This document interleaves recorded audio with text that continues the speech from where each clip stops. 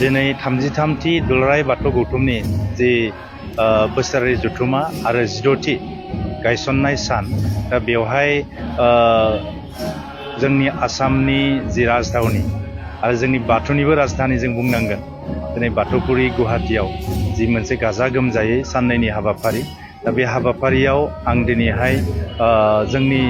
बारग' चिफ बिटिआरनि लोगोसेनो राज्य सभानि एमपि प्रमद बर' सारनि जानानै बेवहाय बाहागो लाफैदों।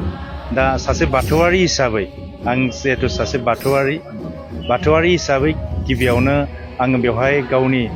गोसोनिफ्राय जि गोजोननाय बेखौ आं नोंथांमोननि गेजेरजों बयनिसिमबो फोरमायदों। आरो दिनैहाय जोङो बाथौआ बुहुमनि गेजेरावनो गोजामसिन मोनसे धोरोम दिनै बेखौ दिनै जों बुंना लानांगौनि बाथ्रा नङा दिनै गासैबो मोनथिगौ आरो जोंहा मोनसे नियम खान्थिजों सोलिनाय मोनसे धोरोम हिसाबै दिनै जोङो सारा भारताव दिनै मुलुगनि गोबां हादोरफोरानो दिनै बाथौनि सोमोन्दै गुवारै मोनथिगौ। दा दिनै बे समाव आङो बेवहाय एमपिनि जोंनि मानगोनां एमपि बिथांनि जानानै बेवहाय बाहागो लाफैनानै गोजोननाय मोनदों आरो बिथांनि जिखिनि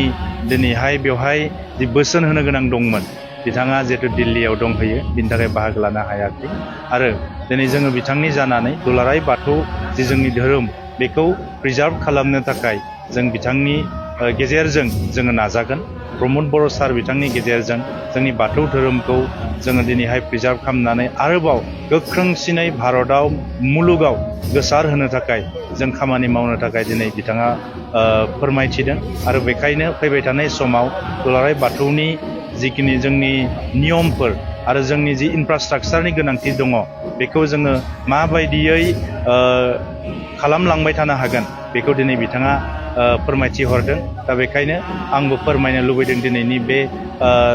नोंथांमोननि गेजेरजों फैबाय थानाय समाव दुलाराय बाथौ गौथुमनि जिखिनि मावनांगौ खामानि इनफ्रास्ट्राक्चार मन्दिरनिफ्राय लानानै गुबुन गुबुन खामानिफोर बे खामानिफोरखौ जोङो 100% मावनायाव जों हेफाजाब होगोन। थांनाय समावबो बिथाङा नै बेवहाय गोबां करोड़ थाखा रांखान्थि हेफाजाब होदों जायनि थाखाय दिनै बेवहाय मन्दिर लुफुंगासिनो दङ आरो उननि समफोरावबो बिथाङा हेफाजाब होलांबाय थागोन।